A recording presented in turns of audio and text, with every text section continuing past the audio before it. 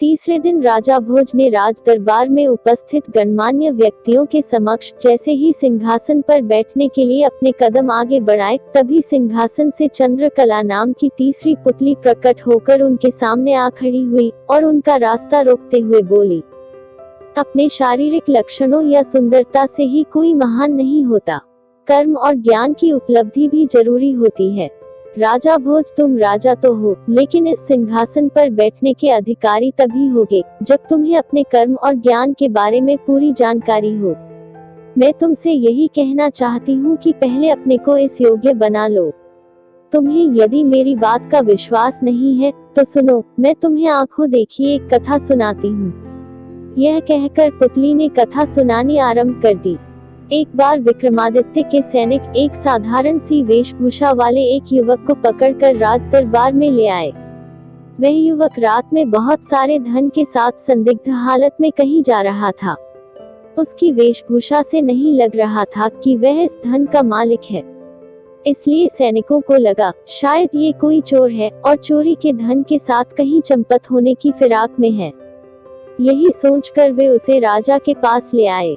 विक्रमादित्य ने उस युवक से पूछा, तुम कौन हो और इतना सारा धन तुम्हारे पास कहां से आया? युवक ने उत्तर दिया, महाराज, मैं एक धनाढ्य स्त्री के यहाँ नौकरी करता हूँ। यह सारा धन उसी ने मुझे दिया है। यह सुनकर विक्रमादित्य की जिज्ञासा बढ़ गई। उन्होंने कहा, उस स्त्री ने यह धन तुम्हें क्यों दिया है और इसे लेकर तुम कहाँ जा रहे हो? युवक ने कहा, महाराज, उस स्त्री ने मुझे धन देकर अमुक जगह प्रतीक्षा करने को कहा था। दरअसल बात यह है कि मेरा उस स्त्री के साथ अनैतिक संबंध है। उसने मुझसे कहा कि मैं अपने पति की हत्या करके जल्दी ही तुमसे मिलूंगी।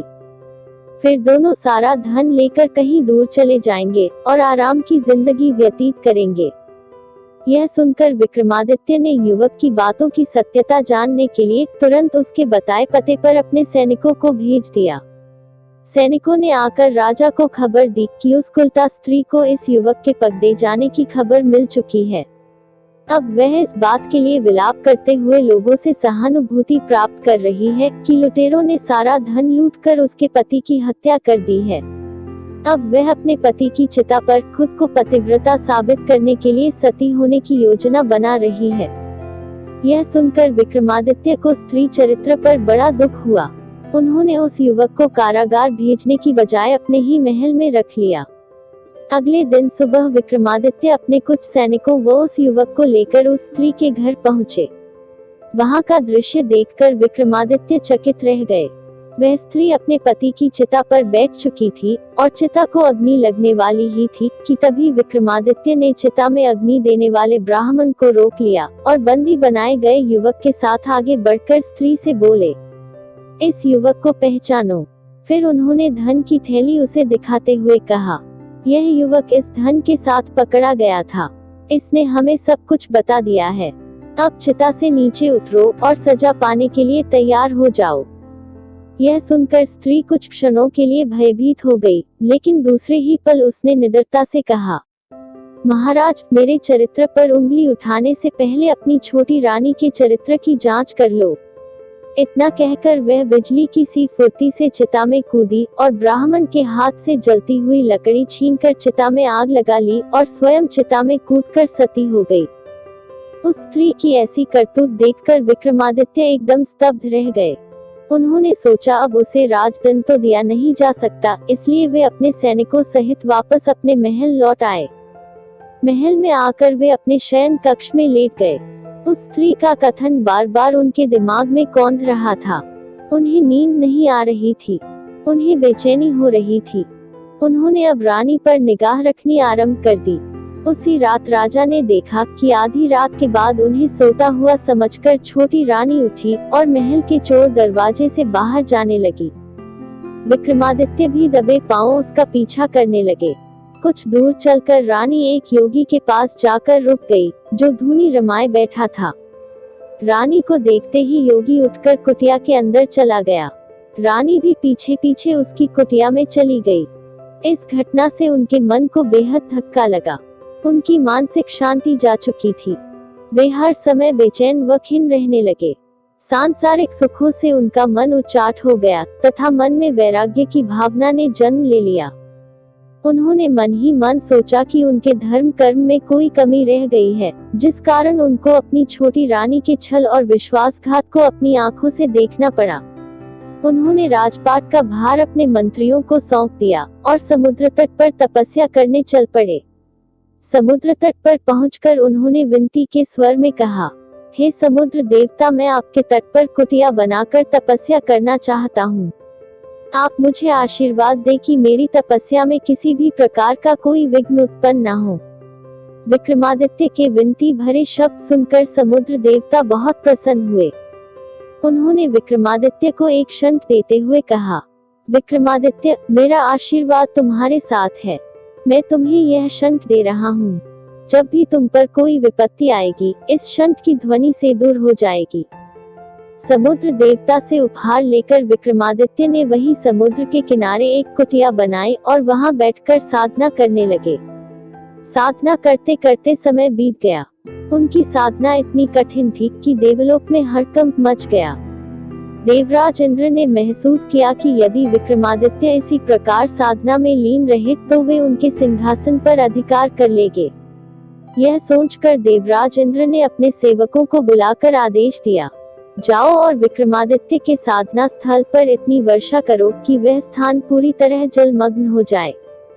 आदेश पाते ही इंद्र के सेवक मेघों ने विक्रमादित्य के साधना स्थल पर इतनी जोरों की वर्षा की कि हर ओर जल ही जल नजर आने लगा।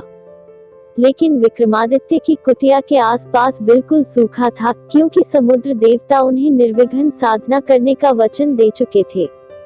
उनके पास का संपूर्ण जल वे अपने आप में समाते चले गए। यह अद्भुत दृश्य देखकर इंद्र की चिंता और बढ़ गई। उन्होंने अपने सेवकों को बुलाकर आंधी तूफान का सहारा लेने का आदेश दिया। आदेश पाते ही सेवकों ने विक्रमादित्य की कुटिया पर भयंकर आंधी तूफान से आक्रमण कर दिया। कुटिया एक ही झटके में हवा में उड़कर तिनके तिनके होकर बिखर गई। तूफान पूरे वेग से विक्रमादित्य को हवा में उड़ा लेना चाहता था। तभी विक्रमादित्य को समुद्र देवता द्वारा दिया गया शंख याद आ गया। उन्होंने जोर से शंख को फूंका। शंख से एक तेज ध्वनि के साथ ही आंधी तूफान बंद हो गया।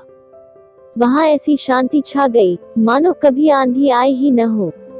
अब तो इंद्रदेव और भी चिंतित हो गए। उनकी समझ में कुछ नहीं आ रहा था कि विक्रमादित्य की साधना कैसे रोकी जाए। तभी उन्हें तिलोत्तमा अप्सरा की याद आई। वह अनुपम सुंदरी थी। उन्होंने सोचा, अब तिलोत्तमा ही विक्रमादित्य को अपने प्रेम जाल में फंसाकर उनकी तपस्या भंग कर सकती है। उन्होंने तिलोत्तमा को बुलाया और उससे कहा, पृथ्वीलोक का यशस्वी राजा विक्रमादित्य अपनी अखंड साधना से हमारा राज सिंहासन छीनना चाहता है। तुम जाकर उनकी तपस्या भंग करो। तिलोत्तमा का रूप देखकर कोई भी प्राणी कामदेव के बाणों से घायल हुए बिना नहीं रह सकता था। साधना स्थल पर उतरते ही उसने मनमोहक गायन और नृत्य द्वारा विक्रमादित्य की साधना में विघ्न डालने की कोशिश की। यह देखकर विक्रमादित्य ने शंख में फूंक मारी। शंख की ध्वनि फूटते ही तिलोत्तमा को ऐसा महसूस हुआ मानो उसके शरीर को भीषण लपटों ने छू लिया हो। वह घबराकर वहां से भाग गई और इंद्रदेव को सारी बात बता दी। अपनी सारी योजनाएं विफल होते देख इंद्रदेव ने अब स्वयं विक्रमादित्य की साधना भंग करने का निश्चय किया। वे एक ब्राह्मण के वेश में विक्रमादित्य के पास पहुंचे। वे जानते थे कि विक्रमादित्य याचकों को कभी निराश नहीं करते तथा सामर्थ्य अनुसार दान देते हैं। उन्होंने विक्रमादित्य से दान की याचना की। विक्रमादित्य ने आंखें खोली और पूछा, हुक्म करो ब्राह्मण देवता, आपको क्या चाहिए? जो मांगोगे अवश्य ही दूंगा। इंद्र रूपी ब्राह्मण बोला, महाराज, अगर आप मुझे कुछ देना ही चाहते हैं तो अपनी सारी साधना का फल मुझे दे दे। यह सुनकर विक्रमादित्य ने प्रसन्न होकर कहा, ब्राह्मण देवता, मैं अपनी साधना का संपूर्ण फल आपको अर्पित करता हूँ। इंद्र को और क्या चाहिए था, उन्हें अभय दान मिल गया था। उन्होंने तुरंत ब्राह्मण का वेश त्याग कर अपने वास्तविक रूप में आकर विक्रमादित्य को आशीर्वाद देते हुए कहा, विक्रमादित्य, मैं तुम्हें आशीर्वाद देता हूँ कि तुम्हारे राज्य में अतिवृष्टि और अनावृष्टि नहीं होगी। तुम्हारे राज्य में कभी सूखा नहीं पड़ेगा। यह आशीर्वाद देकर देवराज इंद्र अंतर्ध्यान हो गए। यह कथा सुनाकर पुतली ने कहा, सुना तुमने राजा भोज, हमारे राजा विक्रमादित्य ऐसे दानी और तपस्वी थे। उन्होंने अपनी तप और तपस्या से इंद्र का सिंहासन भी हिला दिया था और अंत में इंद्र को अपनी तपस्या का सारा फल भी दे दिया था। क्या तुमने कभी इतनी उदारता से अपनी साधना का फल किसी को दान में दिया है? अच्छी तरह सोच विचार कर लो। यदि हाँ, तो तुम इस सिंहासन पर बैठ सकते हो, अन्यथा नहीं। यह कहकर पुतली अदृश्य होकर सिंहासन पर अपने स्थान पर समा गई। पुतली के इस प्रश्न का राजा भोज के पास कोई जवाब नहीं था, इसलिए वह उस दिन भी उदास होकर अपने महल में लौट आए। आप लोगों को ये कहानी कैसी लगी? कमेंट करके मुझे अवश्य बताएं, ताकि मैं ज्यादा से ज्यादा मजेदार कहानियां आप लोगों तक लाऊं। आप लोगों से अनुरोध है कि मेरे चैनल को सब्सक्राइब करें और साथ ही इस वीडियो को लाइक करें। हो सके तो इस वीडियो को आप अपने दोस्तों के साथ व्हाट्सएप, इंस्टाग्राम और फेसबुक पर अवश्य शेयर करें। आपका सहयोग मुझे अच्छी कहानियां बनाने के लिए प्रेरित करेगा। नई कहानियों के नोटिफिकेशन के लिए बेल आइकॉन को जरूर दबाएं। धन्यवाद।